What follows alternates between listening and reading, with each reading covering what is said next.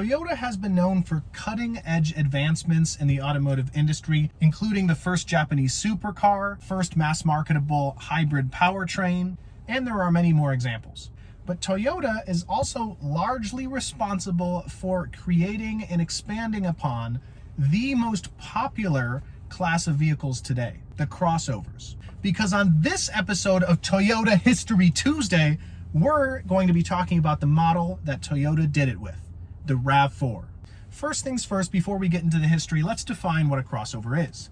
It's an SUV that's made in unibody construction, whereas historically speaking, SUVs were of body-on-frame construction.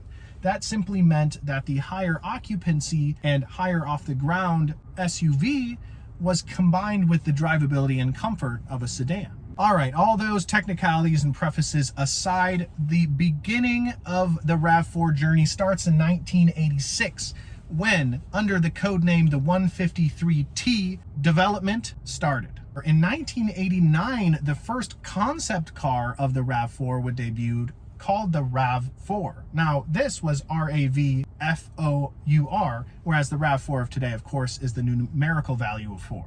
What does RAV4 stand for, you ask? Recreational Activity Vehicle 4-Wheel Drive. Anyway, that's what it did stand for. If you ask what it stands for today, its acronym has actually shifted to Robust Accurate Vehicle 4-Wheel Drive. I have no idea why.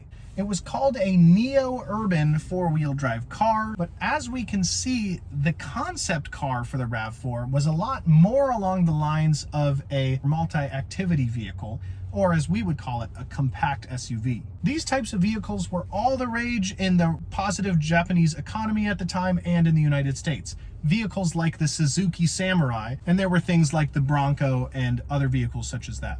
But following the debut of the concept car and changing market conditions, and after the development of the 3-door and 5-door in 91 and 93, the vision for the RAV4 would shift. So the market for compact SUVs or multi-activity vehicles was starting to get more and more popular, and there were more and more manufacturers capitalizing on that market. But Toyota decided to take some of that compact SUV off-roader DNA, combine it with their cutting-edge all-track system, which is an all-wheel drive system popularized by the all-wheel drive Celica all-track turbo, which was a rally car, and combine it by putting it all on a Carina/Camry modified sedan chassis. So let me run that by you again. Sedan chassis, off-road style DNA body with all-track system.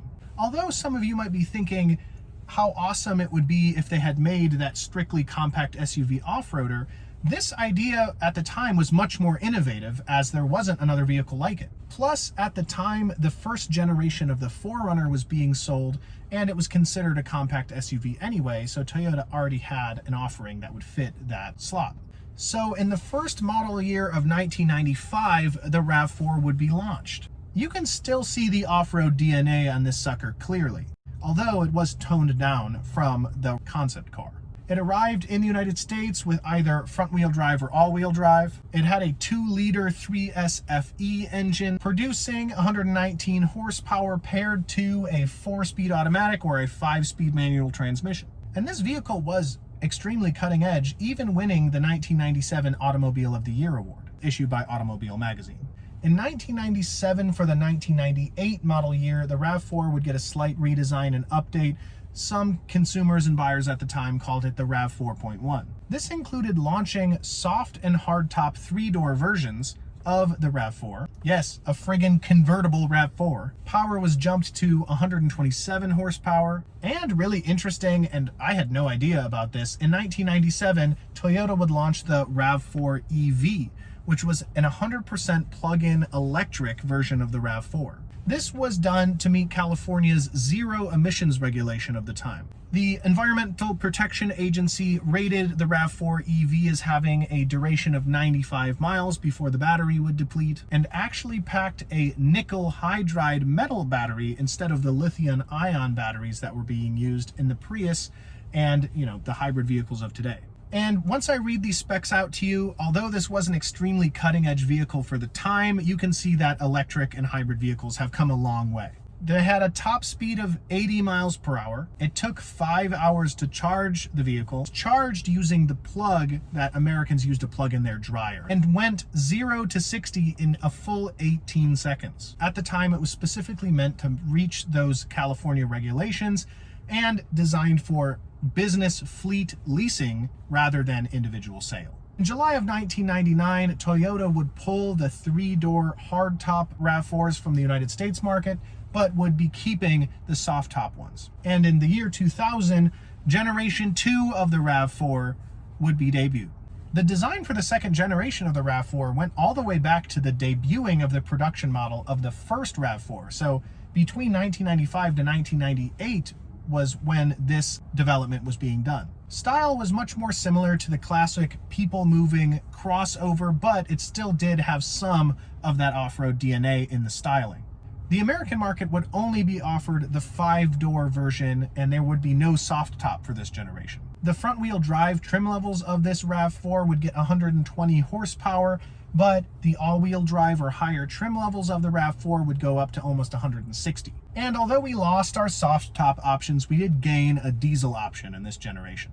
For the time, the RAV4 did come with a ton of cutting-edge technology options. Anti-lock brakes, stability control, a height-adjustable driver's seat, cruise control, a 6-speaker CD sound system, a mesh grille, a bonnet scoop, came with a roof rack, it had heated mirrors, fender flare and alloy wheel options. So it came with a lot of options that we still consider upgraded trim level options of this day, but it was offered all the way back in the year 2000. In 2003, for the 2004 model year, we got another quick restyle. The United States models got stability control standard across all RAV4s. And also in the year 2003, the RAV4 EV was discontinued from the American market. And over the lifespan of the vehicle, just about 1,500 of them would be sold. 2005 would release the third generation of the RAV4, and it would be, of course, for the 2006 model year. It was redesigned again, but it was on an all-new sedan-style platform, specifically designed for it.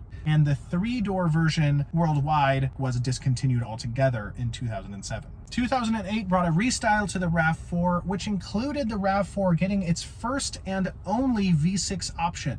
It lasted for a very short amount of time. RAV4s of today don't have a V6 option, but very shortly it was fitted with a V6. And that version made 270 horsepower. It actually was the same V6 engine that was used in the Highlander. Interestingly, 2012 brought the return of the RAV4 EV, but it was produced under partnership with Tesla and was made with lithium-ion batteries, and that would last until 2014.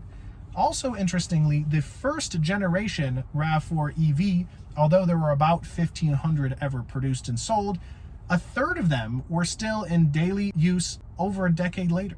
2012 brought the fourth generation of the RAV4. The side opening trunk and spare tire being held on the rear of the vehicle was no longer included, and it was styled much more similarly to a classic crossover.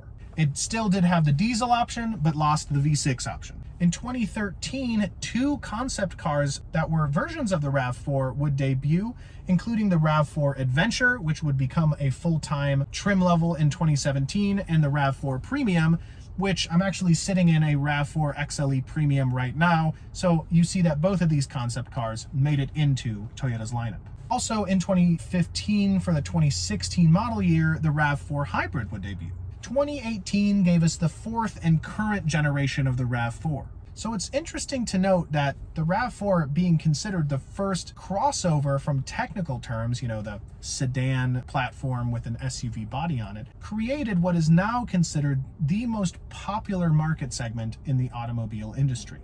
And it is still the cutting-edge popular vehicle as it ever was, having sold almost 500,000 units in both 2019 and 2018.